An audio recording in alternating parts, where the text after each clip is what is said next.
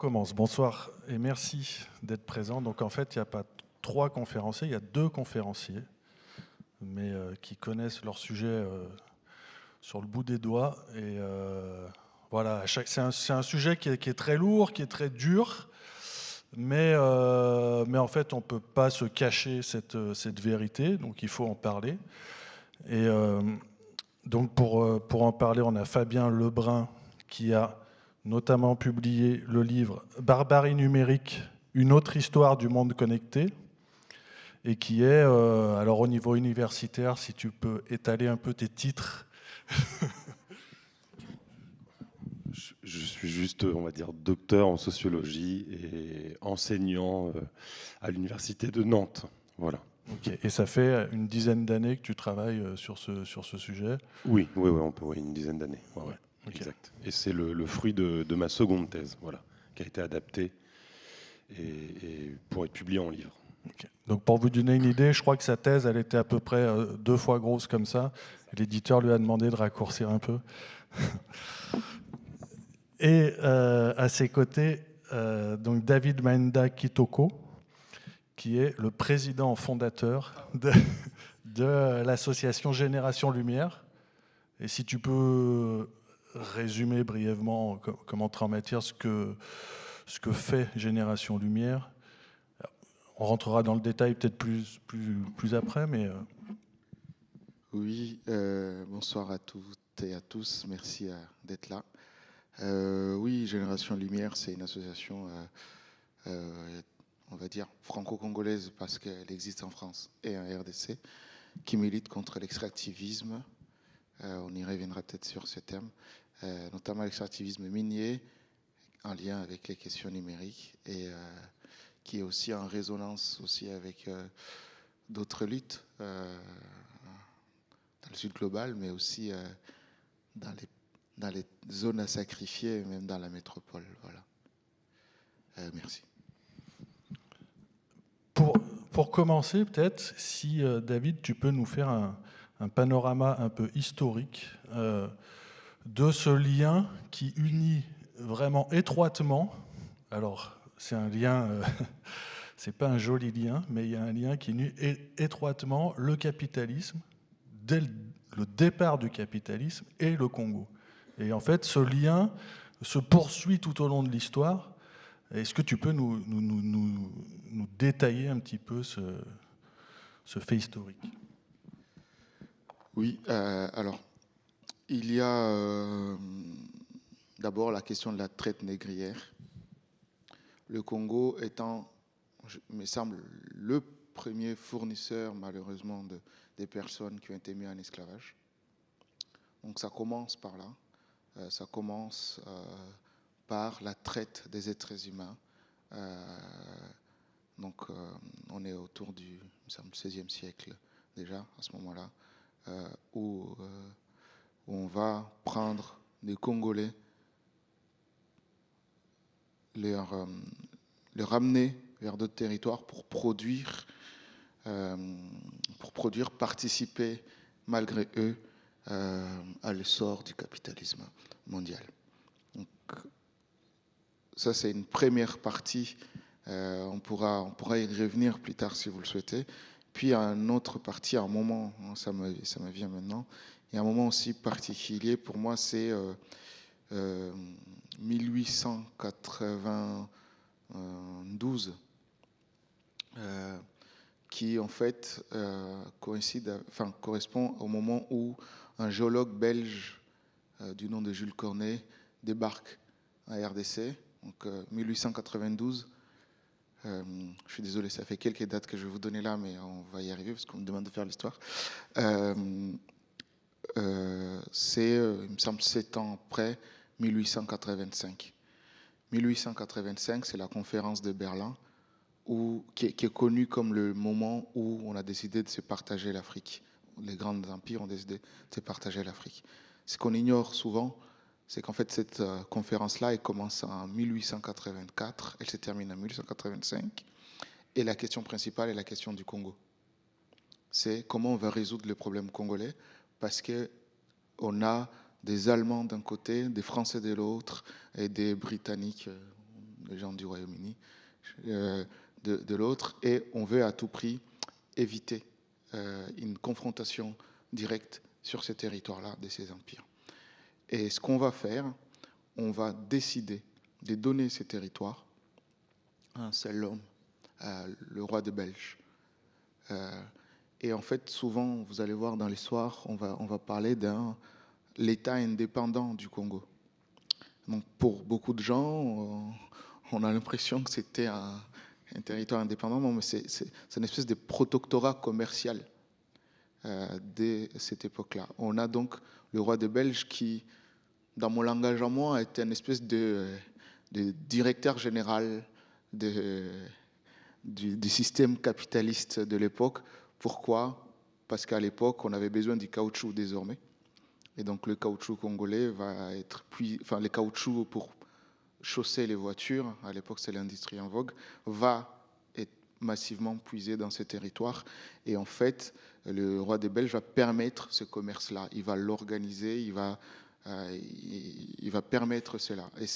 Et pourquoi j'ai dit ça ? Pour qu'on puisse bien le voir. La Belgique, dans sa forme contemporaine, je crois qu'elle existe depuis 1830. Donc ça fait juste à peine 25 ans du coup que du coup la Belgique est là, et elle est en capacité de gérer un territoire aussi immense que 4 fois la France hexagonale et 80 fois son pays. Donc c'est pas quelque chose qu'ils ont gagné au bout de 25 ans, ils ont réussi à gérer ça. C'est vraiment quelque chose qui est construit au service de ça, et pour éviter ça, on met quelqu'un pour gérer. Et ça, cette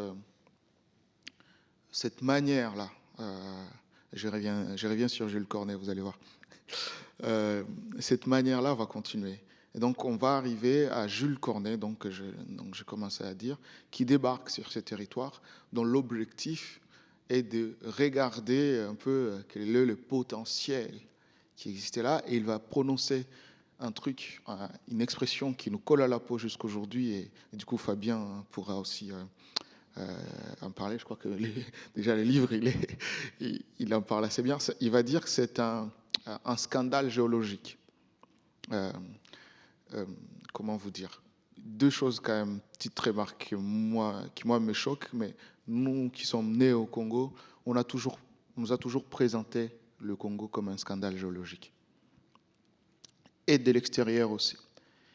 Et d'ailleurs, je ne sais pas si parmi vous, quand vous parlez du Congo, si vous savez qu'est-ce que l'esprit congolais a créé à part les mines. Donc cette manière de ne pas considérer ce qui peuple ces territoires, ce qui est au-dessus de sous-sol, mais par contre ce qui se trouve en dessous, de mon point de vue, vient de là, du fait que... Et ça va continuer, ça va peut-être expliquer les millions de morts dont on va malheureusement devoir aussi les dire tout à l'heure. Donc voilà un peu, donc on part du capitalisme du XVIe siècle, on arrive pendant la colonisation, et le caoutchouc va se terminer. On va rentrer dans une autre période qui va être la période où on avait besoin du cuivre, on a besoin de l'or, et surtout une autre période, ça va être la guerre mondiale. Moi, je dis guerre mondiale européenne pour distinguer, parce que la guerre qui se passe au Congo, certains peuvent l'identifier comme une guerre mondiale africaine. C'est pas drôle, mais bon, voilà. Ce qui va se passer, c'est que le Congo va contribuer encore, malgré lui aussi, à fournir de l'uranium qui va servir dans la bombe qui va frapper Hiroshima et Nagasaki. Donc on est dans une autre époque. Et à chaque fois, le Congo va participer dans les guerres mondiales. On va prendre des Congolais pour être des tirailleurs. On a à chaque fois une contribution involontaire de ces territoires-là au service des intérêts, j'ai envie de dire, extérieurs à ces territoires, extérieurs au peuple qui habite ces territoires. Et je l'ai dit pour être gentil, parce qu'on pourrait dire d'autres mots derrière. on finit ces années-là, on arrive par exemple à la guerre du Vietnam, où on va voir que le cuivre congolais va servir dans les douilles des balles qui vont être utilisées dans la guerre coloniale au Vietnam. Mais entre-temps, le Congo participe massivement dans l'or, dans la vente de l'or, dans le diamant. Je crois que même à une époque, le Congo va être au moins parmi les 5 premiers vendeurs, je crois, des diamants d'or et autres. Pour faire bref, de tout temps dans cette lignée, dans cette timeline-là du capitalisme mondialisé, on va à chaque étape aller puiser dans les yeux, je pense, des puissants de ce monde comme une espèce de réservoir inépuisable de ressources dont ils ont besoin. Et c'est quand même assez fou, et peut-être Fabien y reviendra, parce qu'on va trouver, il y a des copains, on va trouver souvent ce qui est recherché. On reviendra pour le cobalt, le lithium, etc. On va retrouver souvent aussi, malheureusement, dans ce territoire et en grande quantité. Voilà pour faire un peu bref, historiquement. Peut-être Fabien me complétera et peut-être que j'ai dû oublier d'autres choses, mais voilà pour l'instant. Donc quand tu parles de scandale géologique, c'est ça ? En fait, c'est de par la richesse du sous-sol ? Oui, mais moi, il y a 2 analyses que je fais par rapport à ça. La première, c'est effectivement, il aurait dit ce mot-là, en disant scandale géologique, par rapport effectivement à la richesse du sous-sol congolais. Mais l'autre regard, c'est un regard, je m'excuse déjà auprès des dames, c'est qui pourrait être, n'interprétez pas mes paroles autrement, mais c'est comme un regard de violeurs qui vont voir une femme passer et vont dire, c'est un peu de leur faute, quoi. C'est parce que vous avez des richesses, voilà. Vous vous êtes habillés comme ça. Donc, ouais, c'est d'une attirance qu'on ne peut pas s'empêcher que d'amener une violence sur ce territoire-là. Et le problème que moi, dont je constate, c'est que quand on parle du Congo, scandale géologique, ça fait scintiller les yeux même des Congolais même. C'est-à-dire que c'est aller beaucoup plus loin que de faire.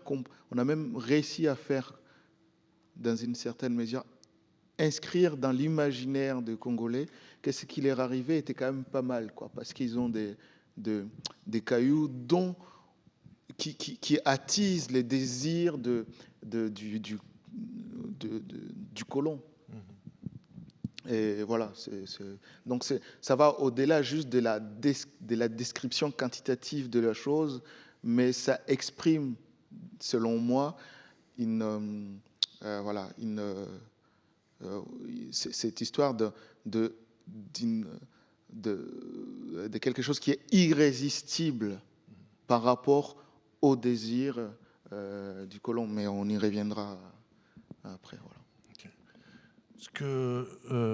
Ce qu'il faut dire aussi, si je ne me trompe pas, c'est que c'est même pas une colonie, le Congo, c'est une propriété personnelle du roi des Belges. C'est pour ça que je disais, en fait, c'est son jardin personnel, mais qui est au service quand même du système, parce que ce sont des industries qui ont besoin de ce caoutchouc-là, et lui, il va permettre que ça se fasse.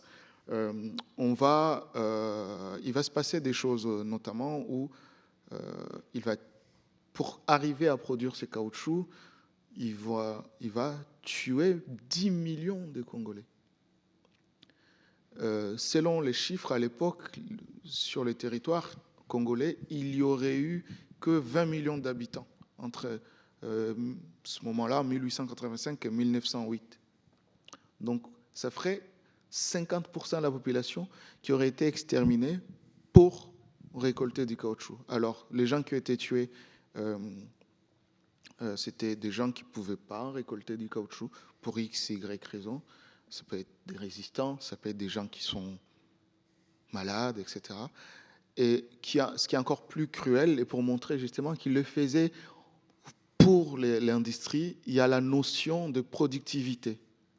Et donc, on ne tuait pas tout de suite les Congolais. On leur coupait la main pour servir d'exemple, pour instaurer la peur dans la population. Et donc, autrement dit, le corps des Congolais n'est-il qu'à l'exploitation? Et s'il n'est pas à l'exploitation, alors il mériterait ce sort-là. Et c'est pour ça que je parlais de ce scandale-là.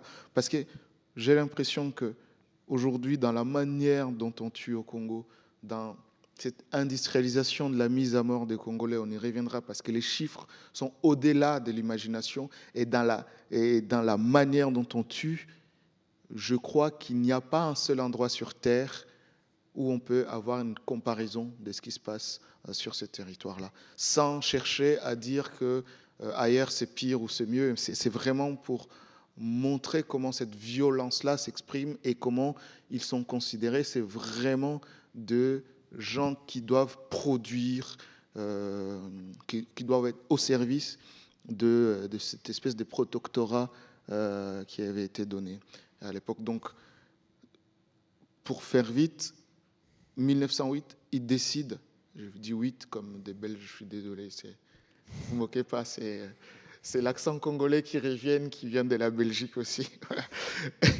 J'aime bien faire des blagues à un moment donné. Bref. Non, mais je pense qu'on a... Donc, ce qui va se passer, c'est qu'il va léguer ces territoires à l'État belge. C'est là qu'on rentre dans ce qu'on peut considérer comme une colonisation officielle par l'État. Et après, on y reviendra, il y a des débats sur le fait, est-ce que c'est parce que ces scandales de mains coupées est tellement monté en Europe qu'à un moment donné, c'était plus tenable politiquement.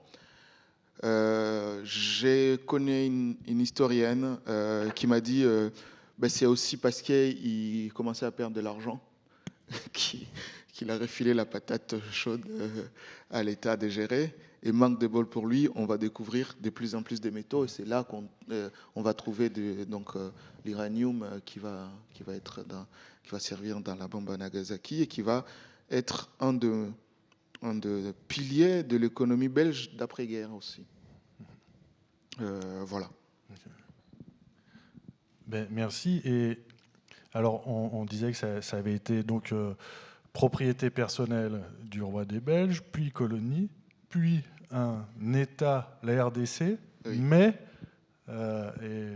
moi j'avais lu ça dans le livre de Fabien, il y a une expression qui tourne, ça reste en fait une colonie internationale. Mais une colonie internationale parce qu'en gros, tout le monde doit pouvoir aller piocher dans les richesses du Congo. Alors, et là, donc on a vu que tout le capitalisme s'est développé en lien étroit avec le Congo. Et on arrive dans les années 90 où l'industrie mondialisée, qu'est-ce que c'est? C'est le numérique. Et là encore, les richesses du Congo sont gigantesques et vont être exploitées. À moi, c'est ça. Oui, effectivement, on peut dire qu'il y a une forme de tradition historique. Et effectivement, David, tu as rapidement fait le fil de 5 siècles entre ce lien indissociable entre le développement du capitalisme et l'exploitation brutale, sauvage du Congo, de l'Afrique centrale. Et effectivement, ces traditions, elles sont à base de prédation, de pillage, de crimes, de travail forcé, de diverses formes de violations et d'exactions. Et finalement, c'est aussi sur ça que se fonde, que se développe et que s'étend et se reproduit le capitalisme. Et c'est vrai que si on prend les différentes étapes du capitalisme dès sa naissance, les différentes révolutions industrielles, les différentes transformations technologiques du mode de production, de la société de consommation, eh bien en fait on observe à chaque fois nécessairement, c'est historique, c'est marqué comme ça, à savoir une exploitation du Congo. Et c'est vrai moi je pense qu'on peut parler d'une forme de territoire de prélèvement où on a commencé par prélever les êtres humains, hommes, femmes et enfants, pour donc transformer les matières premières, notamment du continent américain, qui ont formé, comme le dit Marx et d'autres, les premiers capitaux, les premiers profits, les premiers marchés internationaux, donc le développement de la mondialisation. Et c'est vrai que quand on remonte, donc on a le caoutchouc avec la civilisation de la voiture qui ne serait pas née sans les forêts congolaises. Et puis effectivement, on a donc tout un tas d'événements mondiaux. Tu as parlé des conflits mondiaux, de cette révolution technologique énergétique qui est quand même le nucléaire, l'uranium à partir de la terre congolaise. Et qu'est-ce qu'on observe années 90 ? Et moi je pense qu'il faut toujours lier ou mettre en perspective deux contextes, à la fois le contexte international mondialisé et le contexte, on va dire, localisé ou plutôt continental et notamment congolais. Et qu'est-ce qui se passe années 90 ? Eh bien, vous le savez sans doute, on a cette poussée technologique qui est notamment, par exemple, portée par les États-Unis. À l'époque, c'est Bill Clinton et Al Gore qui parlent des autoroutes de l'information, donc c'est-à-dire de relancer ou de développer davantage la croissance économique à partir des technologies de l'information et de la communication, les fameuses TIC. Et donc, on a déjà, dès les années 92, 93, 94, des entreprises, par exemple comme Microsoft, qui ont besoin de certains minerais, qui, une fois transformés, sont des métaux. Je pense au coltan, je pourrais y revenir, et d'autres entreprises technologiques. On a le secteur de la finance, on a différents secteurs industriels, et évidemment, on a aussi le secteur extractif mondial qui, pour mettre en branle cette nouvelle économie, cette nouvelle industrie, eh bien, a identifié à nouveau le Congo, l'Afrique centrale, qui est donc dotée de ressources naturelles et particulièrement minières, métalliques, qui sont indispensables. On parle de métaux critiques ou stratégiques pour justement développer, eh bien, années 90, c'est la téléphonie mobile, c'est les réseaux Internet, et finalement, c'est tout ce que va constituer notre monde connecté. Et malheureusement, quand je parlais tout à l'heure de tradition de pillage, tradition de violence politique, qui aussi bien souvent se traduisent par des guerres, eh bien, qu'est-ce qui se passe ? Là, je vous parle donc du contexte international. Et en 95-96, au Congo, on a depuis une trentaine d'années un dictateur qui s'appelle Mobutu, qui est contesté par de nombreux, d'ailleurs, Congolais opposants, mais qui est aussi contesté par des pays voisins, puisque Mobutu joue sur le fait parfois d'accueillir ou de recevoir des groupes armés, des rébellions qui peuvent constituer un danger, notamment à l'est du Congo, au Rwanda, au Burundi ou à l'Ouganda. Il faut aussi rappeler le contexte du génocide des Tutsis en 1994 qui va provoquer une crise humanitaire et entre 1 et 1,5 million de réfugiés qui se retrouvent dans l'est du Congo, donc qui constitue une insécurité, notamment pour le président dictateur aujourd'hui, il faut le dire, Kagame. Et donc, toutes ces menaces va faire en sorte ça va constituer une rébellion qu'on nomme AFDL, bon, je passe sur les sigles, et donc qui va réunir ces trois armées, également des opposants congolais. On va mettre à sa tête un certain Laurent Désiré Kabila, et donc l'idée de tous ces acteurs, c'est de chasser Mobutu et donc de renverser le pouvoir. Mais ce qu'on oublie un peu de dire, et ça c'est souvent dans l'histoire un peu officielle ou qu'on entend ou qu'on peut lire, c'est que cette rébellion, elle est financée, et notamment par le secteur extractif mondial, par des multinationales minières qui, comme je vous disais, ont repéré le Congo, pourquoi pas, comme une forme de nouveau Far West, une nouvelle rue minière. Et d'ailleurs, c'est intéressant, quand vous voyez l'avancée de Kabila et de cette AFDL qui forment des zigzags, ben en fait, c'est là où sont établis des contrats qu'on peut appeler des contrats léonins, des contrats avantageux fiscalement, administrativement, financièrement, autour de cobalt, de coltan, d'or, de cuivre, etc., etc. Donc pour essayer de faire vite, parce que sinon je vais trop développer, je vais être trop long et trop parler, mais ce qui se passe, donc deuxième partie des 90, une guerre se déclenche au Congo. Alors je dis une parce que malheureusement au Congo, il faut les numéroter, et je parle bien de guerre parce qu'aujourd'hui, en 2026, aujourd'hui même, à 8000 km d'ici, c'est ce qui se passe. Et c'est une guerre économique, c'est une guerre de ressources, c'est une guerre de métaux, puisqu'effectivement, tous les acteurs internationaux, tous les opérateurs économiques, tous les consommateurs que nous sommes tous ont besoin notamment de ces métaux.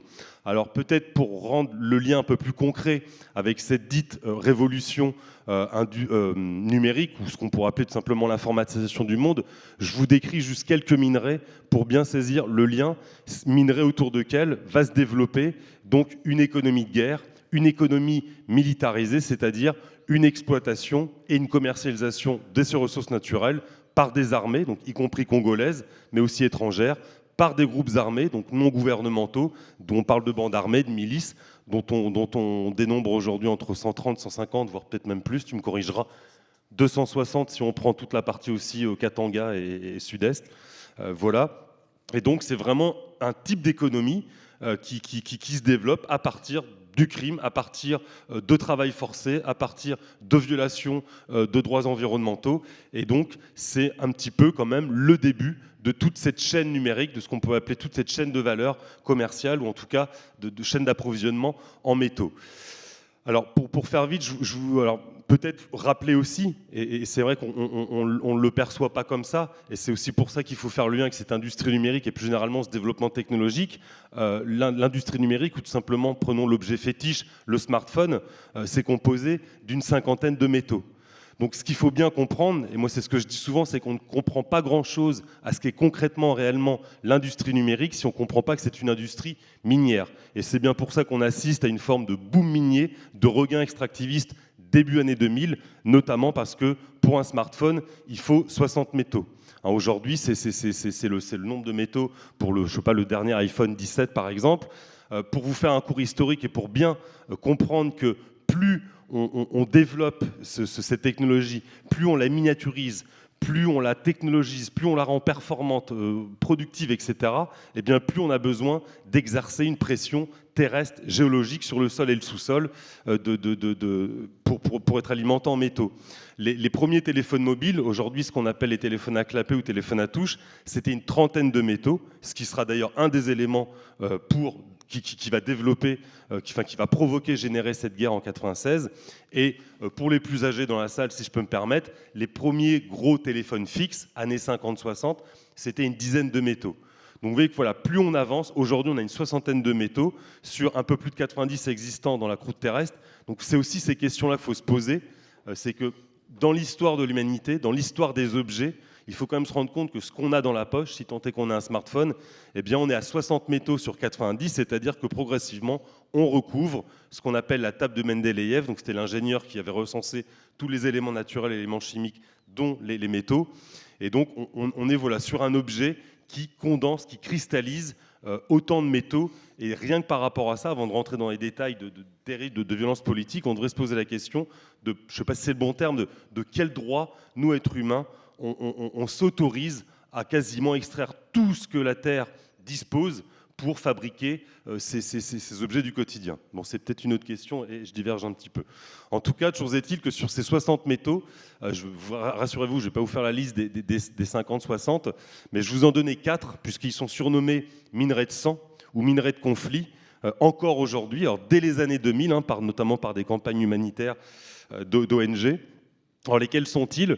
Donc tout à l'heure, je vous ai cité le coltan. Le coltan, une fois transformé, puisqu'un minerai transformé, ça donne un métal, donc le coltan transformé, ça donne le tantal. Et bien le tantal, tout simplement, c'est indispensable pour fabriquer les condensateurs, c'est-à-dire ces tout petits composants qui ont notamment permis de miniaturiser et d'arriver à ce qu'on pourrait appeler un ordiphone, mais surtout aussi, c'est un métal dit stratégique, puisqu'il est prisé, convoité pour sa forte résistance à la chaleur et à la corrosion. Et il faut savoir que, même si parfois il y a des débats sur les chiffres, on est à 70-80% de réserves mondiales de coltan au Congo, dans l'est du Congo, dans la région qu'on appelle le Kivu. Donc forcément, de fait, cette région va être convoitée, et c'est bien pour ça d'ailleurs que depuis 1996, eh bien, cette économie de guerre s'est mise en place avec tout un tas de trafiquants. Il faut savoir, et tu me corrigeras David, que à peu près un peu plus de la moitié de la production mondiale de tantal est issue du Congo. ou elle est mélangée avec celle du Rwanda, sachant que le Rwanda, on pourrait y revenir parce que c'est toute la géopolitique locale, n'a quasiment ou très peu de minerais sur son terrain, et finalement pille, exploite via l'économie informelle, via la contrebande, les minerais du voisin congolais. Donc on a ce premier minerai, ensuite on a la cassitérite qui une fois transformée donne l'étain. Vous savez peut-être, l'étain ça sert notamment pour les soudures des circuits électroniques. On trouve aussi beaucoup d'étain au Congo, on en trouve ailleurs évidemment, mais on en trouve beaucoup, par exemple une mine qui s'appelle la mine de Bizi, dont d'ailleurs un groupe, je pourrais revenir, un groupe armé qui s'appelle le M23 a mis la main dessus, je crois que c'est à peu près 8% de la production mondiale d'étain. Bon voilà, troisième minerai, on a le wolfram qui est peut-être un peu moins connu, qui une fois transformé donne le tungstène. Très concrètement, le tungstène, on le retrouve dans le vibreur ou dans le haut-parleur. Et puis peut-être un dernier minerai ou métal de sang qu'on pense moins aussi, c'est l'or. Il y a beaucoup d'or, alors il y a de l'or ailleurs, en Afrique de l'Ouest, en Amérique latine, etc. Mais il y a beaucoup d'or au Congo oriental. Et l'or, même si on pense à d'autres secteurs, par exemple aux bijoux et autres, il faut savoir quand même que 10% de l'extraction aurifère mondiale est siphonnée par l'industrie électronique, notamment pour fabriquer cartes mères et circuits imprimés. Bon bref, donc je pourrais détailler. Alors peut-être je vais quand même vous donner 2 ou 3 autres métaux, et c'est important parce qu'on les trouve sur une autre région qui est plus au sud, donc qu'on appelle le Katanga, qui a d'ailleurs donné le nom dont tu parlais de scandale géologique, puisque c'est un peu la province minière historique où on a trouvé à cette époque effectivement des diamants, du zinc, du manganèse, du plomb, enfin tout un tas de métaux. Et aujourd'hui, je peux vous en donner 2 ou 3 qui sont importants et que vous connaissez peut-être, notamment qui fait un peu l'objet de reportages documentaires, c'est le cobalt. Le cobalt, 80% encore une fois des réserves mondiales sont au Congo, 75% de la production mondiale est assurée par les terres congolaises, et le cobalt, ça sert aux batteries des téléphones et ordinateurs portables, mais aussi des voitures électriques. Et ce qui est intéressant, c'est là qu'on voit bien que tous ces projets, toutes ces trajectoires industrielles dont d'ailleurs on discute, on décide jamais, nous petits citoyens, eh bien elles reposent bien souvent et de plus en plus sur souvent les mêmes métaux. Et donc les métaux qu'on peut retrouver dans l'électronique, le numérique, on le retrouve aussi sur les industries dites vertes. On peut aussi les retrouver dans l'industrie aérospatiale. Pensez par exemple à des gens comme Jeff Bezos et Elon Musk qui sont bientôt partis vers la conquête spatiale. Eh bien, il faudra ce type de métaux, ou encore, même si c'est plus opaque, à l'industrie de l'armement. Donc on peut parler un peu de métaux technologiques, de métaux high-tech qui alimentent finalement toutes ces trajectoires industrielles que sont la révolution numérique, la dite transition énergétique, même si c'est un nom mensonger, il n'y a pas de transition, il y a plutôt accumulation énergétique et finalement renouvellement de ce gouffre énergétique sur lequel repose le capitalisme. On a aussi, évidemment, on en reparlera peut-être tout à l'heure, l'IA, on a la 5G. Bon, voilà, tous ces projets industriels sont notamment basés sur ces métaux. Peut-être un ou deux encore, je termine. Le cuivre qu'on trouve en abondance au Congo. Le Congo est, je crois, le 2e producteur mondial et le 1er producteur africain de cuivre. Et là, on peut déplacer le terrain, puisque là, je vous parlais surtout du smartphone ou des tablettes ou des consoles de jeux ou des téléviseurs, etc. Donc plutôt les terminaux. Mais le cuivre, vous vous doutez bien que ça sert aussi, par exemple, pour les câbles sous-marins et souterrains. Donc tout ce qui relève des infrastructures qui sont lourdes, qui sont proprement matérielles, eh bien, le Congo en regorge en grande quantité. Et puis pour terminer, je pourrais citer le lithium, même si la plus grande partie de la production mondiale du lithium, elle est assurée plutôt sur des pays d'Amérique latine, comme en Argentine et au Pérou. Mais l'an dernier, il y a 2 ans, on a découvert l'une des plus grandes réserves potentielles de lithium au Katanga. Et je finirai par un autre métal, c'est le germanium, dont le Congo est un grand exportateur mondial. Et le germanium, par exemple, ça sert pour la technologie Wi-Fi. On le retrouve dans les drones, dans les caméras de surveillance, etc., etc. Donc tout ça pour dire que cette terre congolaise, elle est indispensable au capitalisme mondialisé, à toutes les puissances mondiales, et c'est bien pour ça qu'on retrouve les États-Unis, la Chine, l'Inde, des pays européens, d'autres pays aussi africains, et donc finalement depuis une trentaine d'années, dans je dirais pas un silence médiatique, mais une indifférence médiatique, mais on en reviendra peut-être plus tard, voilà, ces guerres se reproduisent, se prolongent. Pour faire peut-être vite, avoir une chronologie dans votre tête, là je vous parlais de la première guerre qui a eu lieu sur 96-97, donc Mobutu est chassé du pouvoir, Kabila est à sa tête, d'ailleurs au passage il voudra se séparer de ses alliés rwandais, ougandais, burundais, sauf qu'eux ne l'entendent pas ainsi, puisque justement à l'est du Congo. Ils ont développé, leur armée s'alimente à partir d'une taxation, d'une commercialisation de toutes ces ressources naturelles. Donc ça fera l'objet du déclenchement de la deuxième guerre du Congo, peut-être la plus longue, peut-être aussi la plus connue, un peu plus médiatisée à l'époque, qui aura lieu entre 1998 et 2003, qu'on surnommera quand même la première guerre mondiale africaine, qui mettra en jeu presque une dizaine de pays, des groupes armés, congolais, étrangers, des multinationales, des institutions financières internationales, etc., etc. Donc ce qu'on voit finalement sur cette deuxième partie des années 90, en fait, c'est qu'on a mis le continent africain à feu et à sang pour évacuer, faire sortir ses ressources minières et pour alimenter notamment toute la tech, toute l'industrie de la tech. Et on sait comment se sont construits Amazon, Google, Facebook, les GAFAM, les Big Tech. Et encore aujourd'hui, c'est le cas. Et pour faire vite, donc de 2004 à 2000, aujourd'hui 26, alors certains observateurs, ils ne parlent pas de guerre, ils parlent d'ailleurs, on ne sait pas nommer, on fait exprès de ne pas savoir nommer ce qui se passe au Congo. On parle de conflits de basse intensité ou de guerre de Kivu pour juste parler de l'Est. Mais comme je vous disais, c'est vraiment une guerre de métaux. On pourrait presque parler d'une guerre mondiale, d'une guerre mondialisée, puisque les acteurs sont innombrables.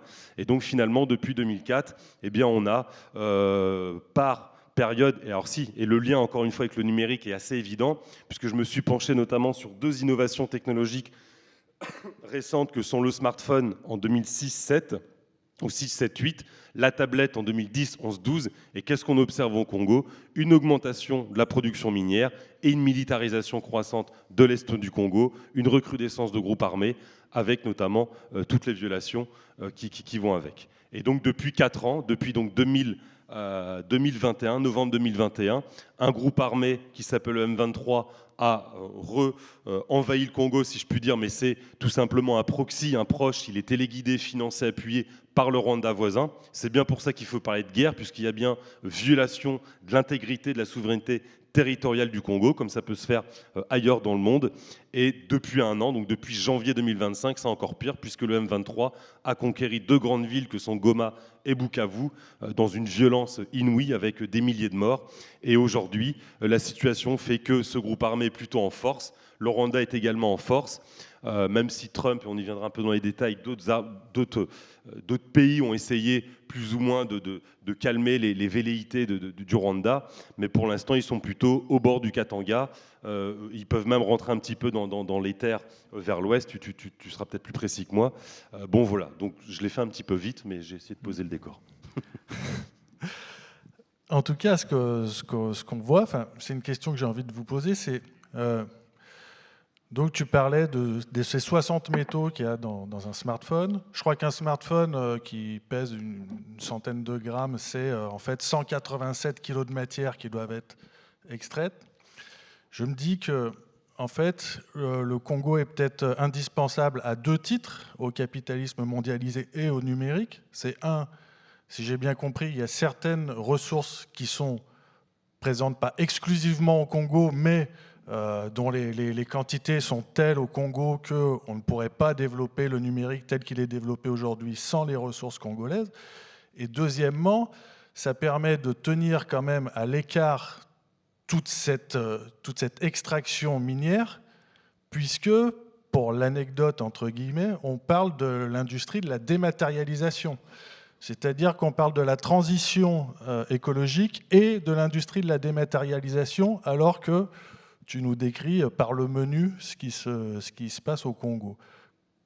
Comment, concrètement, si demain le Congo ne sort plus aucun gramme de matière de son sous-sol, qu'est-ce qui se passe? L'industrie s'écroule? Est-ce qu'il y a des solutions? Est-ce que le capitalisme a des solutions ou est-ce qu'il s'écroule? Pour te filer la passe à Fabien, il y a un exemple récent. Le Congo a bloqué pendant 4 mois l'importation du cobalt et les prix ont augmenté. Ils ont plus que doublé d'ailleurs sur le cobalt. Et ça, le cobalt, c'est au Katanga, il n'y a pas de guerre. Donc c'est en fait, je ne sais pas si vous voyez, Fabien parlait des réserves et de production. C'est des notions qui sont très importantes parce que en fait, vous pouvez avoir les réserves, mais vous pouvez ne pas être ceux qui les produisent, justement, les métaux. Et en fait, pour ce qui va se passer à l'Est, on va avoir des réserves de coltan, donc entre 60 et 80%, mais on ne va pas être les premiers producteurs de ce coltan-là.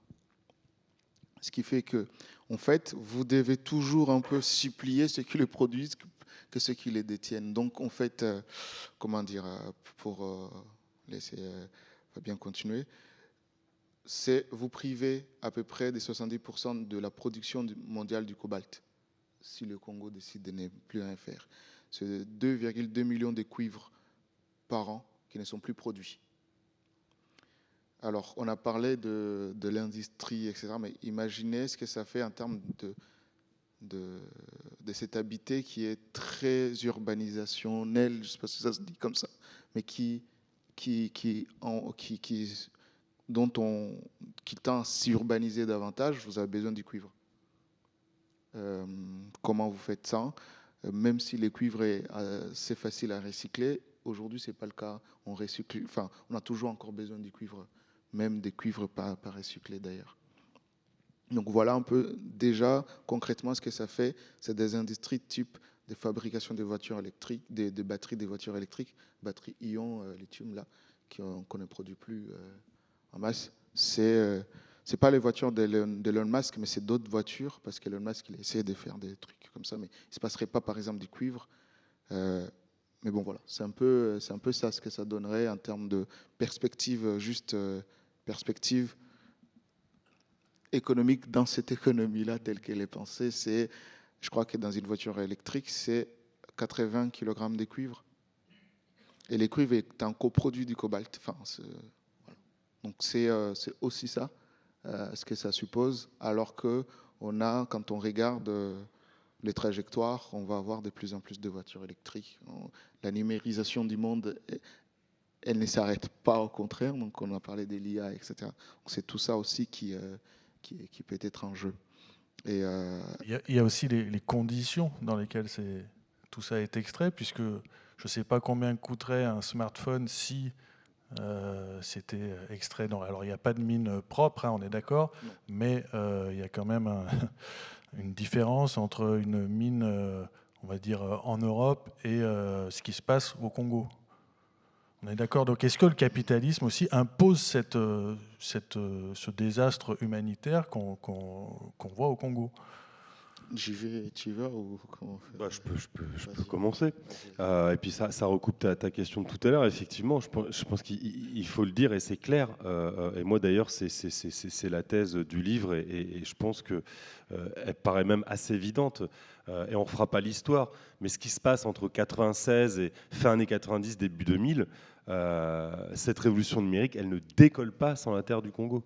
Et elle ne décolle pas sans aussi l'exploitation qui est faite des êtres humains et de la terre sur place. Parce qu'effectivement, dans la configuration technologique actuelle, il faut tellement de nouveaux métaux en grande quantité, en grande diversité, d'une grande teneur, d'une grande qualité, et c'est aussi une spécificité minéralogique de cette terre congolaise. Donc c'est aussi ça qui fait l'unicité, même si je suis d'accord avec toi, il ne faut pas réduire le Congo à un dit scandale géologique, mais d'un point de vue géologique, du point de vue des ressources naturelles, c'est vraiment particulier. Et c'est clair que quand on dit, même si on ne va pas vous bazarder trop de chiffres, mais 80% de coltan, 80% également de cobalt, voilà, tout est dit. Et c'est bien pour ça que justement, à travers une géopolitique des matières premières, on peut voir comment de nombreux acteurs veulent s'imposer, veulent passer des contrats avec l'État congolais, ou tout simplement passent en force par des formes d'ingérence ou par des formes de criminalité, d'illégalité, qui justement ont fonctionné historiquement. Et je pense que c'est pour ça qu'aussi le capitalisme a besoin du Congo à la fois pour ses matières premières, mais aussi la façon dont elle les exploite. Et on est bien sur des formes de travail forcé, de quasi-esclavage moderne, où aucune norme internationale est respectée, aucun droit du travail, droit des enfants, droit des femmes, droits environnementaux, je ne sais quoi, n'est respecté. Et finalement, quelque part, ça définit aussi le capitalisme. C'est ça qui est intéressant, c'est qu'à travers ces 30 dernières années, comment il opère au Congo en Afrique centrale, ça dit beaucoup de comment il opère depuis qu'il se développe et aussi vers quoi on va. Et donc au-delà, si je puis dire, de la tragédie humaine et écologique qui se passe au Congo, ça nous dit aussi vers quoi on va et comment ou vers quel d'autres types de territoires ou de populations pourraient être sacrifiés à l'aune de la mondialisation et de l'IA, etc., etc.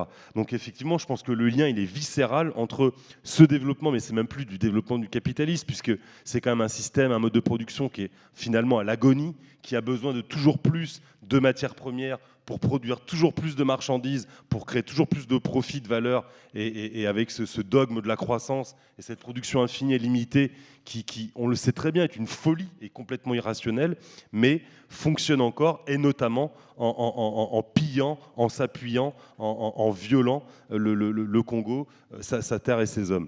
Donc ouais, le lien, je pense qu'il est évident. Et après, effectivement, on peut rentrer en détail dans ces différentes formes de violation, dans ces différentes formes de formes déplorables et indignes et de conditions humaines qu'on impose là-bas, quoi. Une dernière question pour ensuite faire tourner les micros dans la salle. Compte tenu de tout ce que vous venez de nous dire, comment vous expliquez le fait qu'on puisse parler aussi peu de la situation congolaise en France, restons en France où on est censé avoir des médias libres et indépendants, où on est censé être en démocratie. Comment on peut expliquer une telle absence ? Je ne dis pas qu'il n'y a pas de censure claire, il n'y a pas de... comment une telle situation peut faire si peu les gros titres des médias ? Moi, je vais donner d'autres chiffres encore. Désolé, on a plein de chiffres. Voilà. On parle de, pour la fourchette basse, entre cette deuxième guerre mondiale congolaise, africaine, et moi j'ai regardé les chiffres, c'est en 2007 que on a établi, c'était 5,4 millions, 6 millions de Congolais ont été tués. Donc quand je parle d'industrialisation de la mise à mort des Congolais, c'est ça, c'est 6 millions en moins de 30 ans de personnes qui sont tuées. Je ne sais pas où sur Terre ces chiffres arrivent et qu'on n'en parle pas assez et que tu croises encore des gens qui n'ont jamais entendu parler de cette affaire. Ça, ce sont les chiffres des humanitaires. Mais la guerre, elle a continué jusqu'à aujourd'hui. Les gouvernements congolais parlent à peu près de 10 millions des Congolais qui seraient tués au nom de l'accès aux ressources minières. 10 millions, c'est à peu près 10% de la population congolaise. Imaginez-vous, en 30 ans, vous avez un territoire en France qui perd 10% de sa population chaque année en continu. Ou alors, imaginez 6 millions de vos concitoyens qui meurent au bout de 30 ans à cause de l'accès aux ressources minières et que ça ne fasse pas plus que ça les unes des journaux. Donc, c'est une question qui est assez importante. Pourquoi on n'en parle pas ? C'est des hypothèses. Mon hypothèse à moi, c'est qu'il y a une certaine insensibilité du fait de voir des corps noirs toujours en putréfaction, en destruction. On s'est habitué à voir cela. Il y a une autre image, c'est celui de la guerre au Soudan, où vous avez des photos, on parle de charnières. Les satellites ont pris des images de villages remplis de sang. Je n'ai pas l'impression que ça fasse des gens. Donc, je ne sais pas pourquoi, mais j'ai l'impression qu'on s'est habitué à voir les corps noirs en souffrance. Et ça, c'est une des pistes. Il y a... est-ce que ça ne vient pas d'une certaine idée d'hiérarchisation des vies des uns par rapport aux vies des autres? Il y a un exemple typique dans les médias.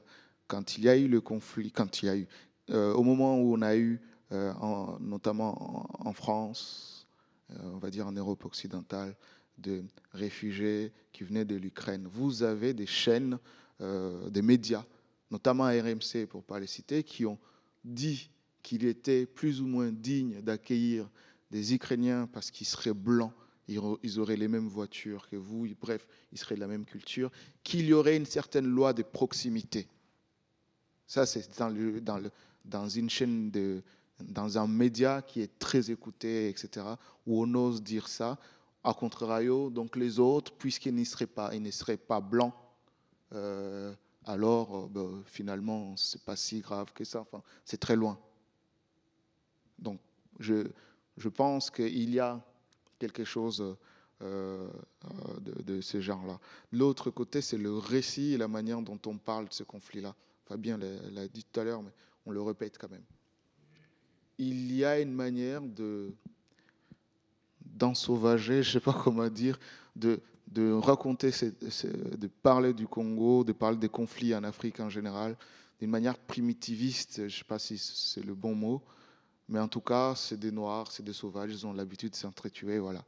Sur qu'il n'y a rien à voir, et donc on ne peut plus parler de la numérisation du monde, on ne peut plus parler du fait que c'est une guerre économique et que, voilà, on ne peut pas remettre en question ceux qui financent, ceux qui donnent l'argent pour acheter la machette ou autre, puisque, voilà, sur qu'il n'y a rien à voir, c'est entre vous, vous devez régler ça. Ce qui est un discours aussi qui à la fois arrange les multinationales qui sont coupables de ça, mais également leurs sous-traitants sur place, qui sont ces bandes armées, qui vont utiliser ces arguments en disant, voilà, nous sommes là pour sauver des populations d'une haine où on a réussi, au Congo, on est 450 peuples. On a réussi à laisser entendre dans les médias, à laisser dire dans les médias qu'il y aurait une certaine homogénéité d'une population qui serait contre une autre population, comme s'il n'y avait que 2 peuples qui habitaient ces territoires, alors qu'on est 450. Vous traversez l'ouest à l'est, vous ne rencontrez pas les mêmes personnes, pas les mêmes cultures nécessairement, pas les mêmes langues. Mais on a réussi à laisser proférer un discours de ce type-là sans questionner le fond de ce conflit, comme on vient d'essayer de l'établir. Donc il y a aussi ce regard-là qui vient de quelque part, de la manière dont on perçoit les corps noirs, les corps des personnes qui viennent de ce continent-là. Après, Fabien le dira bien que moi, ceux qui détiennent les médias, notamment les médias privés, c'est aussi quelque part des actionnaires de ce qui est en train de se passer sur les territoires congolais. Je ne vois pas bien, moi, Bolloré qui avait, je ne sais plus s'il ne l'a pas vendu, Bolloré Logistics, qui transportait des métaux au Congo. Je ne vois pas dans les médias de Bolloré parler de ce qui se passe au Congo, alors que lui, ça sert son business qui est de transporter ces métaux-là, de couper les arbres. À quel moment il va en parler, à quel moment on va les laisser parler de ça. Donc il y a aussi ces liens-là. Voilà. Mais encore une fois, ce sont des hypothèses. On a le droit de ne pas être d'accord avec moi, mais c'est un regard. Sachant qu'elles peuvent toutes aussi fonctionner ensemble. Absolument. Fabien, tu peux ajouter ? Oui, je peux peut-être un peu compléter. Moi, je pense qu'on, enfin, j'en suis même certain, on peut dire que quelque part, le Congo, c'est un peu la mauvaise conscience de notre monde matériel, capitaliste, occidental. Et c'est trop douloureux, c'est trop dur. On ne peut pas accepter ça. On ne peut pas se dire qu'une grande partie de notre confort matériel et technologique, il repose sur du sang, sur de la destruction, sur des viols, sur du travail d'enfants, etc.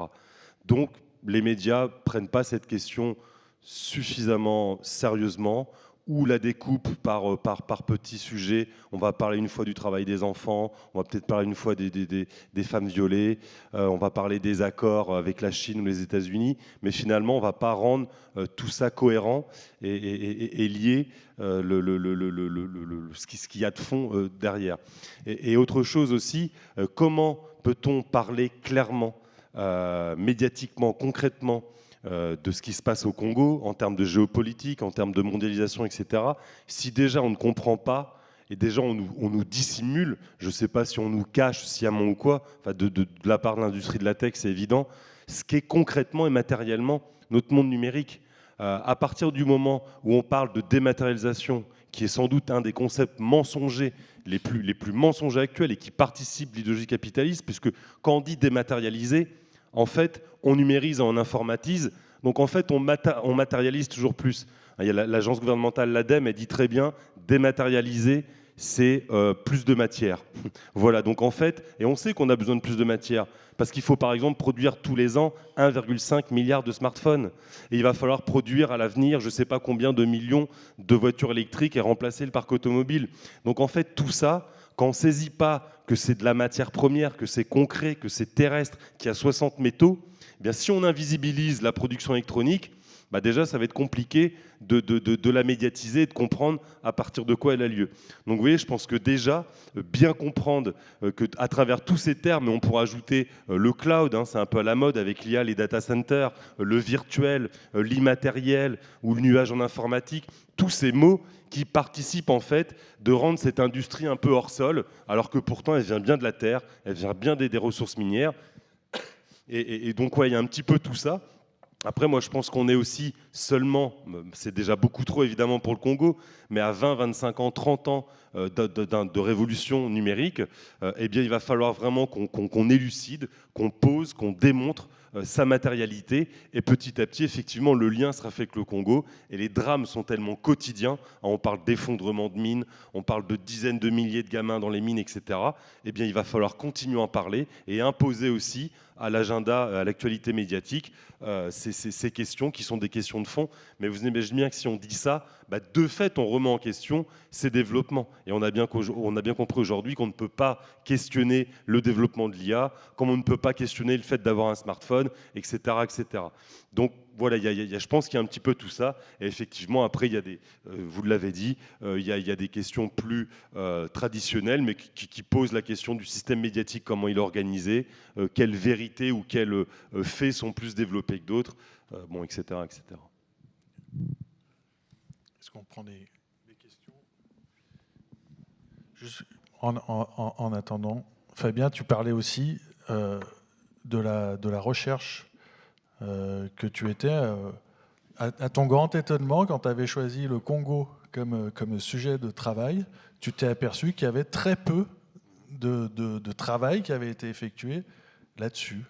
Et là, a priori, on est quand même à l'écart, je dis bien a priori, mais on est quand même à l'écart des enjeux économiques directs.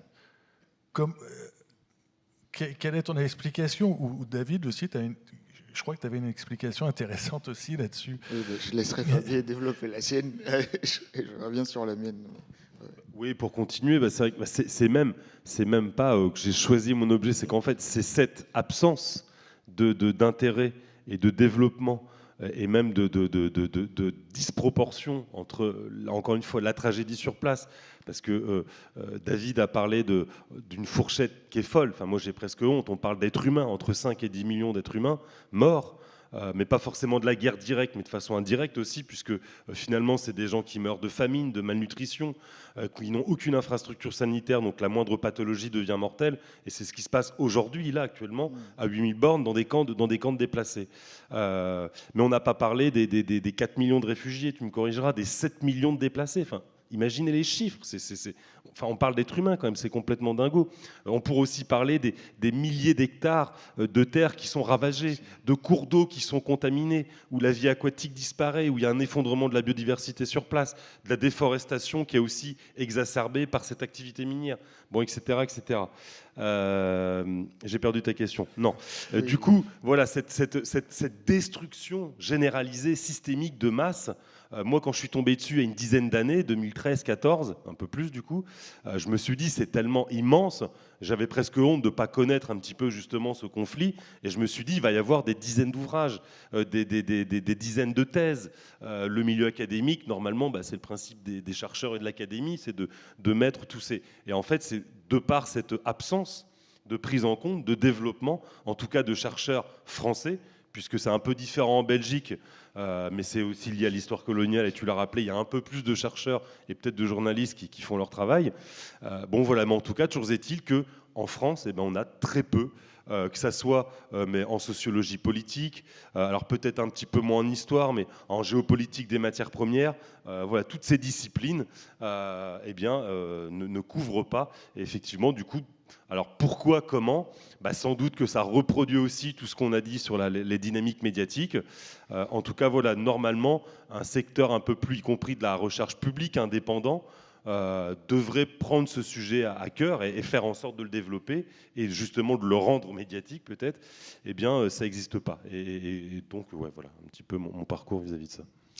Ma théorie à moi, ça revient un peu de ce qu'on a dit. Et là, c'est vraiment toucher à la question congolaise, ça vient questionner la manière d'habiter. Et c'est là, moi, je vais prendre l'exemple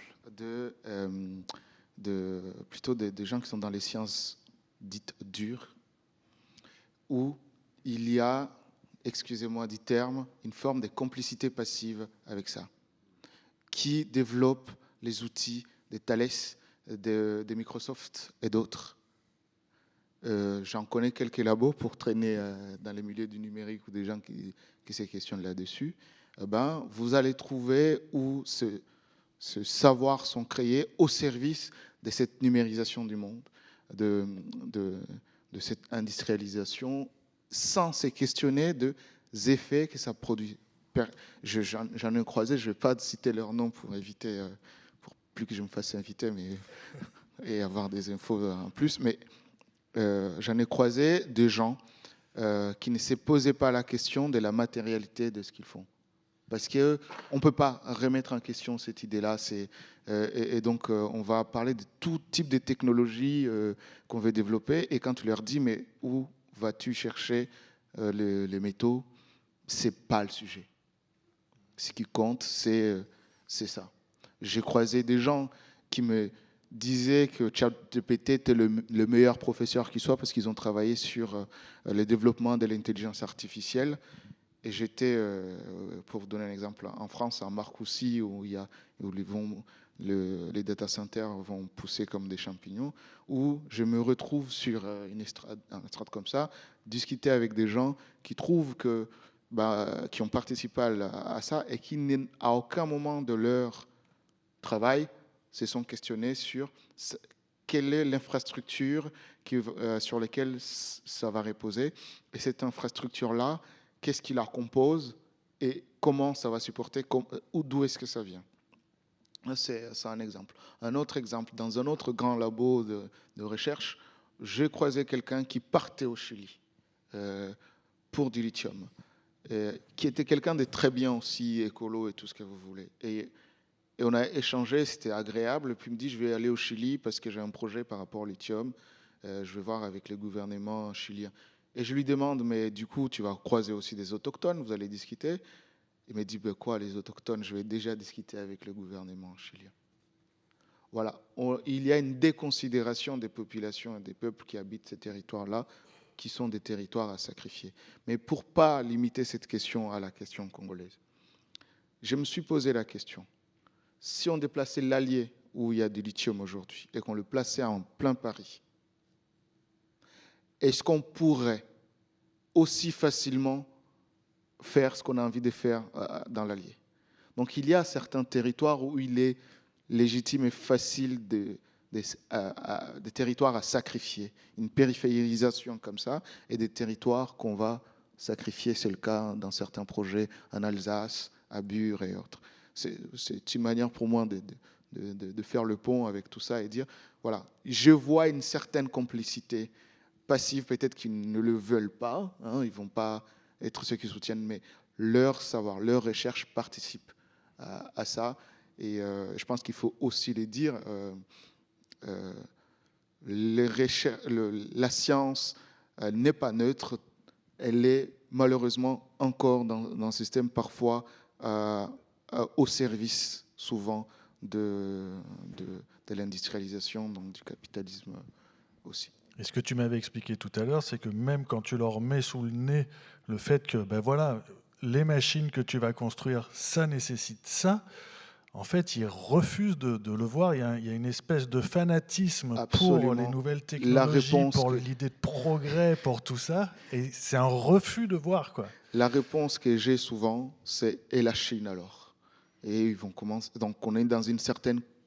On me ramène l'urgence de la compétition qu'il y a. Et donc, il faudrait que moi, je comprenne que, bon, 6 millions de morts de Congolais, c'est dramatique, mais quand même, regarde le sujet sérieux, David. Il y a la Chine, il y a les Américains. Il faut nous aussi qu'on fasse quelque chose. Au fond, c'est le refus de questionner la modernité. Et c'est dont on a commencé par dire l'avènement de cette modernité-là pose problème. Et ceux qui participent à la construire ne sont pas prêts, ne veulent pas la questionner en elle-même. Et du coup, vous retrouvez à être de marginaux quand vous parlez de la décroissance. Je pense que ceux qui en parlent doivent sentir un peu ce problème-là, ou des coloniaux, ou et tout un tas de mots. Bref, qui viennent vous mettre à côté du truc parce que vous êtes ceux qui vont questionner l'avènement de cette modernité et la poursuite du progrès comme quelque chose qui ne serait inarrêtable, bien qu'elle repose sur des millions de la destruction du vivant, l'humain inclus. Ce n'est pas le sujet. Et au service, il faut le dire, au service du centre, au service du centre, au service de ce marché internationalisé. Parce que c'est ça aussi, hein, on exploite intensivement et massivement un RDC, pas pour une consommation locale. Désolé pour les amis de l'Allier, vous ne verrez pas un tramway fabriqué par le lithium de chez vous. Hein, c'est vraiment les mettre au service du marché international. Voilà un peu pourquoi je pense que... Enfin, je disais cette idée de complicité aussi de la recherche scientifique là-dedans. C'est pour ça peut-être qu'ils sont si rares et précieux. Du coup, merci Fabien là-dessus. Ok, merci. On passe aux questions. On essaye de faire un garçon, une fille.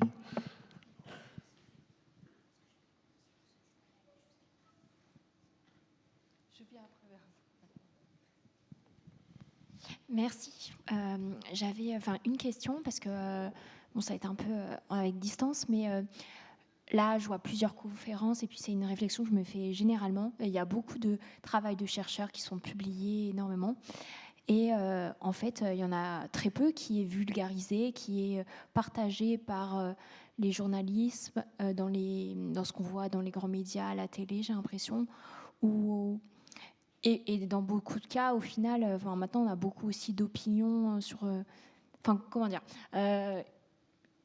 la place des études scientifiques, je trouve qu'elle ne prend pas beaucoup de place dans le dialogue citoyen et l'information citoyenne.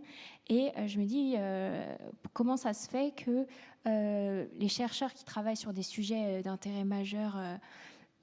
qu'ils ne disent pas que ça fait partie aussi de leur travail de faire des conférences comme ça ou autres, se mettre en lien directement avec des journalistes ou des youtubeurs pour faire des formats de vulgarisation, parce que j'ai l'impression que sur des tonnes de sujets majeurs, au final, ça reste... l'info circule à quelques centaines de personnes par-ci, par-là.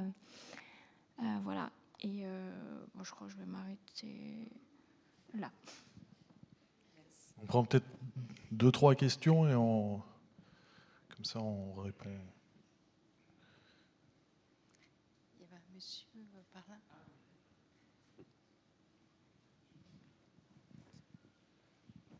Je ne sais pas comment ça marche. Tout d'abord, merci pour tous vos mots, ce fut super instructif. On a étalé beaucoup de... Je suis près du micro ou pas ? Ah oui. On a étalé beaucoup de chiffres, etc. Et je me posais la question, comment nous, en tant que citoyens, membres d'une société un peu... bref, membres de cette société, comment pouvons-nous agir à notre échelle, même en s'informant, quels sont les outils qui nous permettraient de limiter cette exploitation et ces actes ?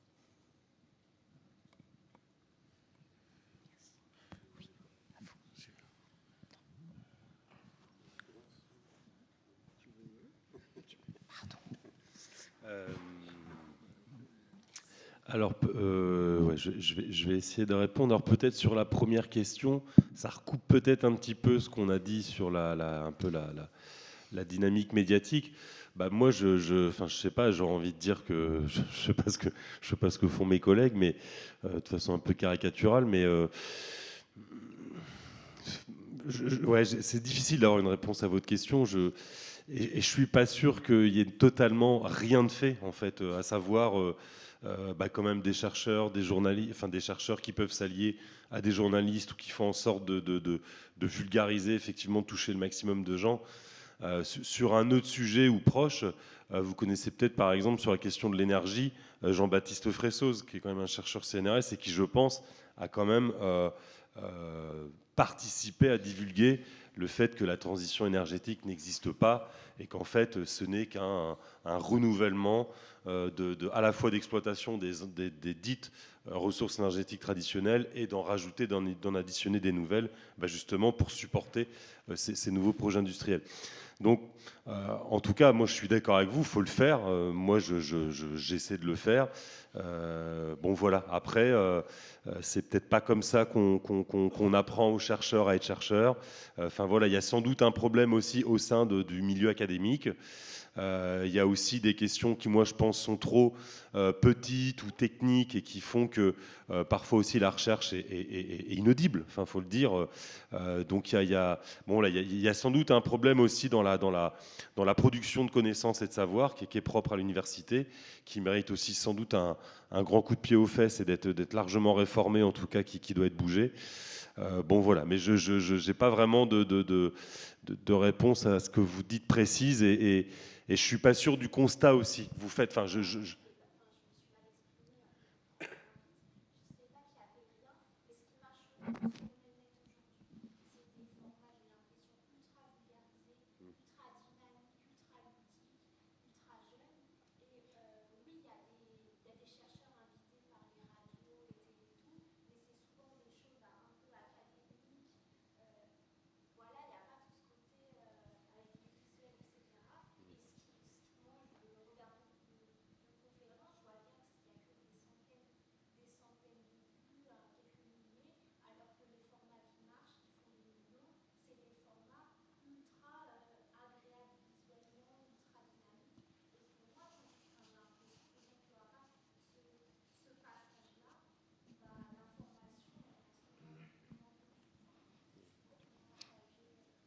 Je suis désolé, moi je suis pas d'accord qu'il faille faire comme ça.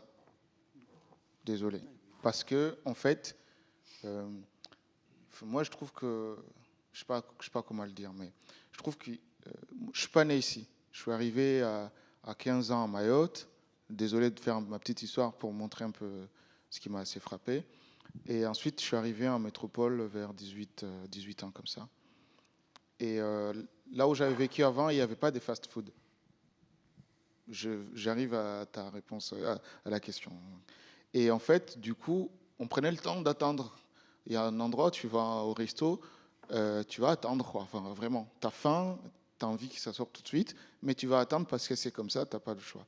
Ce que j'ai remarqué souvent ici, c'est que ce comportement-là, dès je vais à McDo, j'appuie, j'ai de la bouffe qui sort. En fait, j'ai l'impression qu'on l'applique vraiment sur des sujets aussi où on doit prendre le temps. Et je pense que, je ne sais pas par où ça passera, mais il faut former aussi les gens à dire, c'est pas possible de parler en quelques secondes.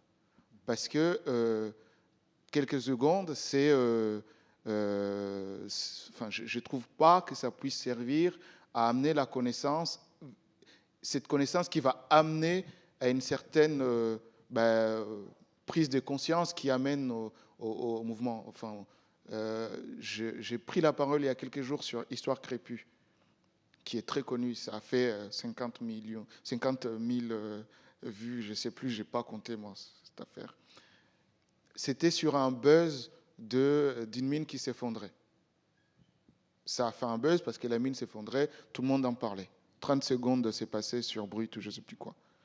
30 secondes, ce jour-là, j'ai eu des coups de fil, il faut que tu nous parles de la mine qui s'est effondrée. Ça fait depuis 2017 que Génération Lumière existe et qui parle de la question des métaux. 30 secondes pour parler de ça. Bon, à Histoire crépue, on a pris le temps quand même d'en parler. Enfin, je trouve que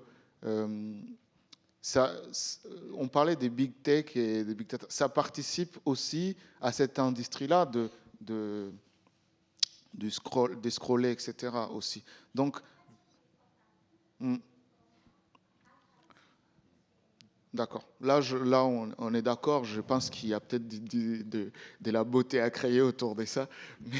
Mais je pense qu'il faut, voilà, il faut éviter cette idée de oui, j'ai faim, donc j'ai mon sandwich qui sort. Je pense que il faut qu'on puisse comprendre que c'est bien aussi de se prendre ce temps-là pour vraiment que les gens puissent étaler aussi les idées, bien les expliquer, et que l'autre soit en capacité aussi de se faire son avis et de pouvoir créer l'action derrière.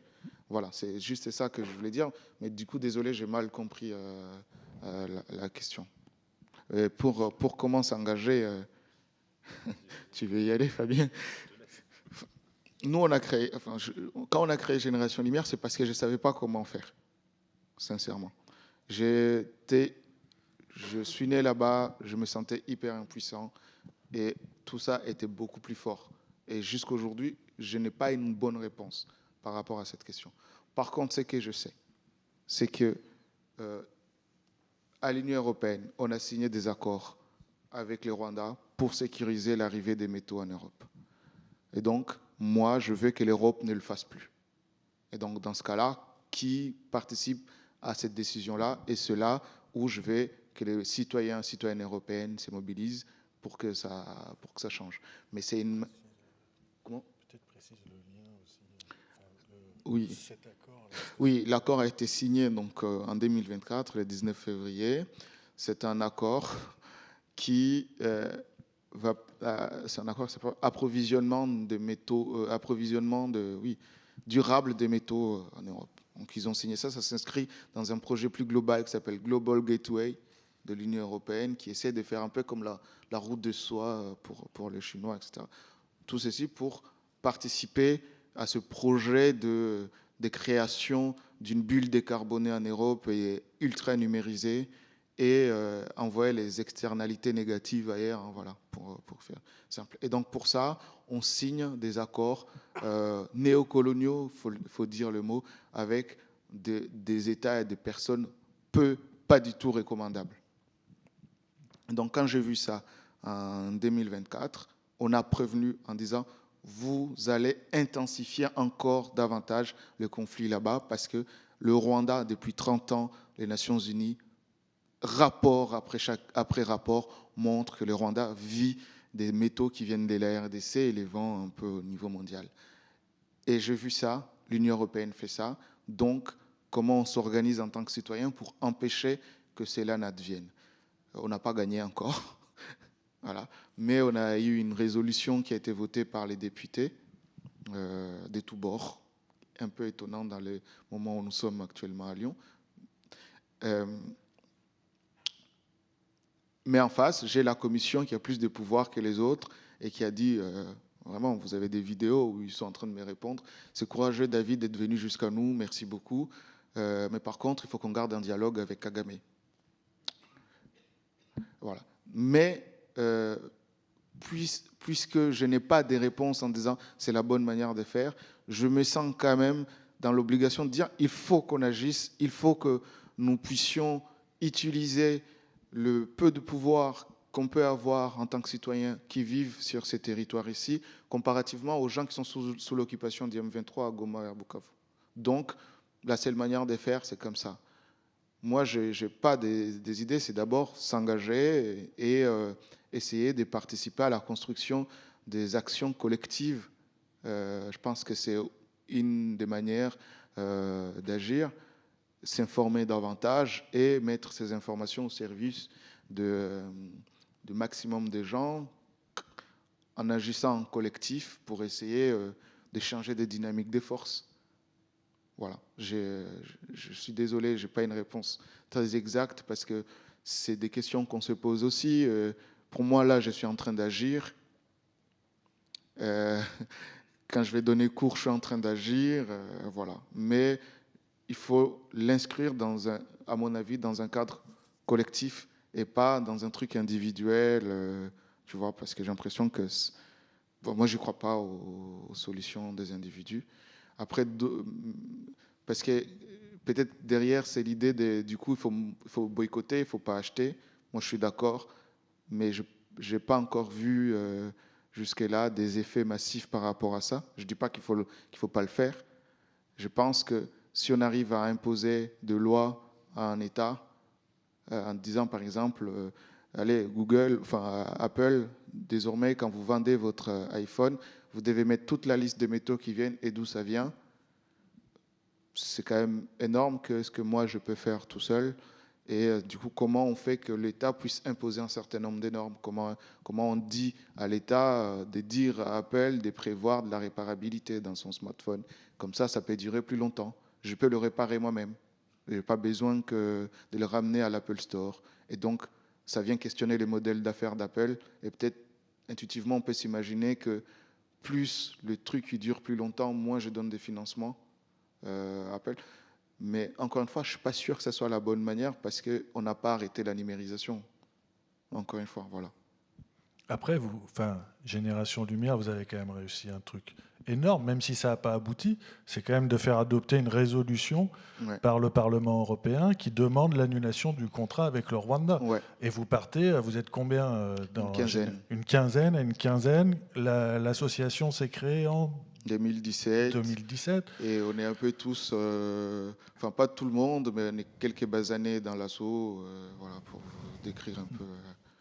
Donc, en soi, on se disait, on y va, tant pis, ils vont peut-être pas nous recevoir, mais on les a, j'allais dire harcelés, c'est pas le bon mot, mais on les a fait chier, pardon le terme, jusqu'à ce qu'ils veulent bien nous recevoir, et discuter, etc. Et on n'arrête pas, voilà.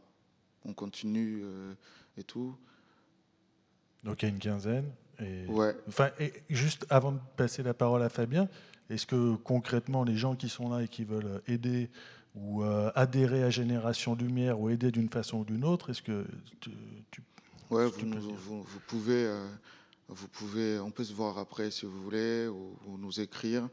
Et on sera ravis d'échanger avec vous. Alors bien sûr, hein, ça ne veut pas dire qu'on n'a pas réfléchi à des pistes de solutions. On les a, mais c'est juste qu'une de nos postures aussi, c'est de douter par rapport aux solutions qu'on propose, parce que voilà, ce n'est pas le grand soir qu'on propose malheureusement.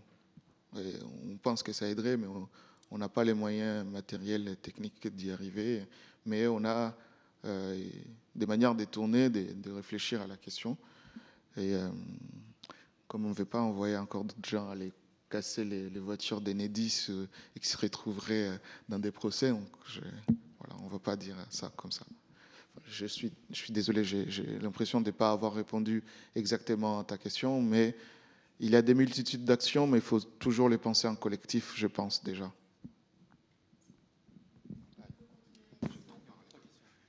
Oui, bonsoir, merci pour votre conférence très éclairante. C'est d'ailleurs pas forcément facile de prendre la parole, sachant qu'on est partie prenante et qu'on est complice de ce qui se passe chez vous. Mais pour savoir, est-ce qu'il existe des forces politiques démocratiques au Congo qui pourraient changer la donne, et si il y avait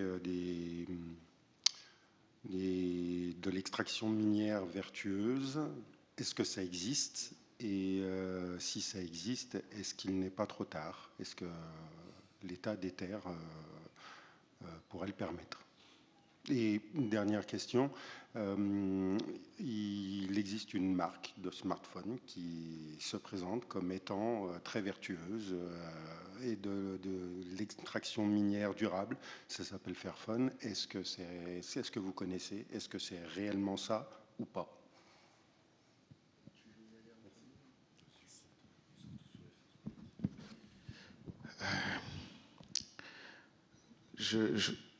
En fait, comment vous dire, nous sommes écolos, nous, à Génération, enfin, pas écolos au sens partisan d'un parti politique, mais nous pensons qu'il faut penser ces territoires-là en dehors des désirs du colon, c'est-à-dire qu'il n'y a pas de raison de détruire la terre juste pour sortir des cailloux, pour ramener voilà. Donc, première question, nous, on pense qu'il faut vraiment sortir d'une économie coloniale qui est celle de l'extraction, de l'extractivisme, parce que c'est ce qui finance la guerre et permet de détruire les territoires. Donc, il n'y a pas une force politique congolaise que je connais qui s'est positionnée clairement là-dessus en disant nous devons penser une autre manière d'habiter cette terre, une autre manière d'habiter la terre en général, en dehors du désir de colon. C'est-à-dire que il y a encore malheureusement beaucoup trop de gens qui pensent que si on réforme, ça pourrait bien se passer, etc. On n'imagine pas le Congo sans la mine. J'en connais pas une seule qui réfléchit à ça. Donc, c'est une idée qu'on essaie de propager dans les cercles de réflexion des militantes congolaises, pour se dire, si on est congolais, on doit être encore plus écolo que les écolos qui existent dans le monde, parce que c'est une manière révolutionnaire de penser le Congo. Parce que ça sera en dehors de ce qu'on connaît, en dehors de ce que la colonisation a amené. Ça ne veut pas dire qu'ailleurs, on ne sait pas penser sans la mine. Dans l'histoire, ça a existé des territoires au Congo qui n'ont pas cette pratique-là. Maintenant, est-ce qu'il existe une pratique vertueuse d'extraire? J'en connais pas. Je pense que c'est une fausse idée, mais que c'est quand même du marketing qui est pas mal fait. La mine, ça détruit la terre. Ça injecte de produits chimiques. Ce qui a été plus en avance aujourd'hui, c'est les technologies pour extraire et non pas pour mieux extraire, pour plus extraire, pour aller chercher un peu plus de métaux.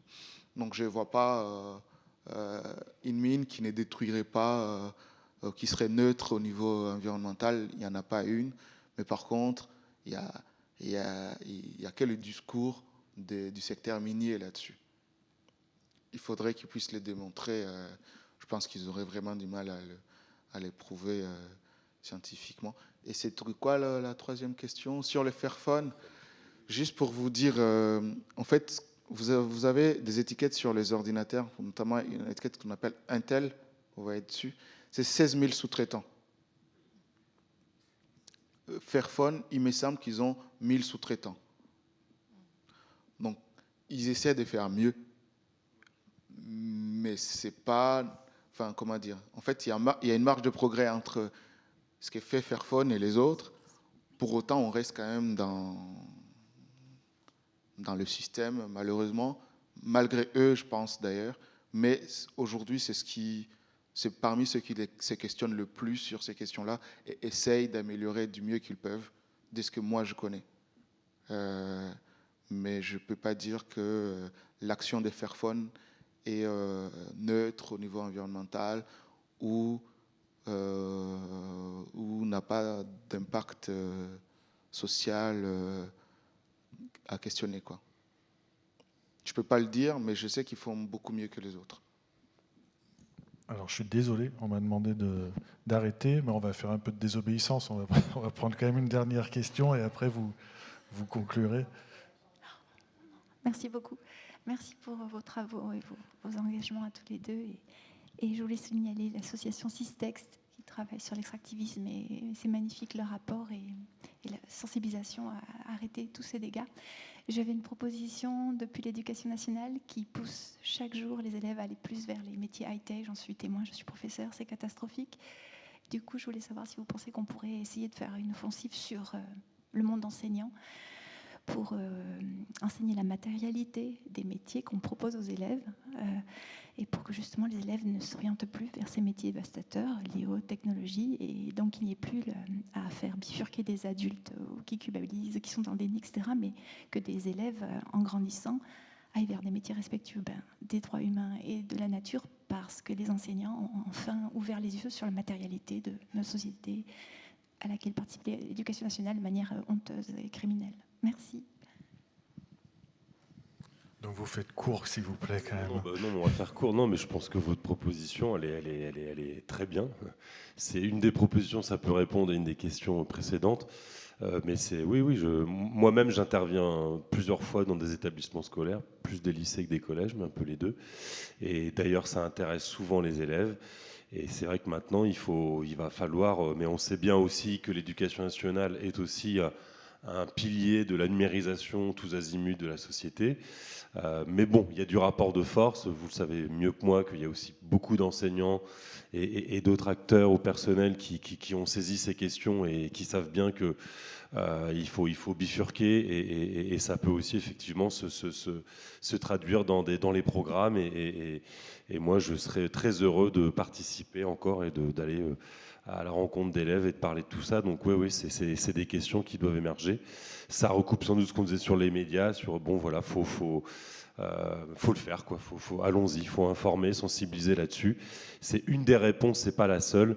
Et à travers tout ça, et peut-être pour recouper et participer à la question répondre à la question sur le que faire. Je pense que plus généralement, c'est vraiment saisir que, de mon point de vue, la technologie devient un des enjeux fondamentaux de notre époque, pour ne pas dire l'enjeu du siècle, qu'il va falloir politiser cette technologie. Et la politisation, c'est notamment décrire, exposer cette matérialité, tout le coût humain écologique, et que de toute façon, on est aussi sur une impasse.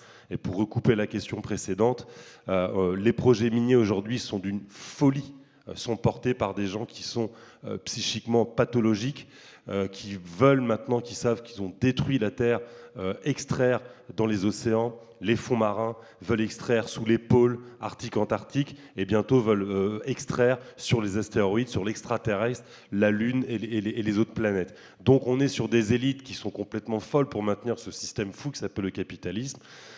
Donc plus on arrivera à s'organiser collectivement, plus on politisera ces questions autour de la technologie, et plus, espérons, on fera un pas de côté et on ira mieux tous ensemble.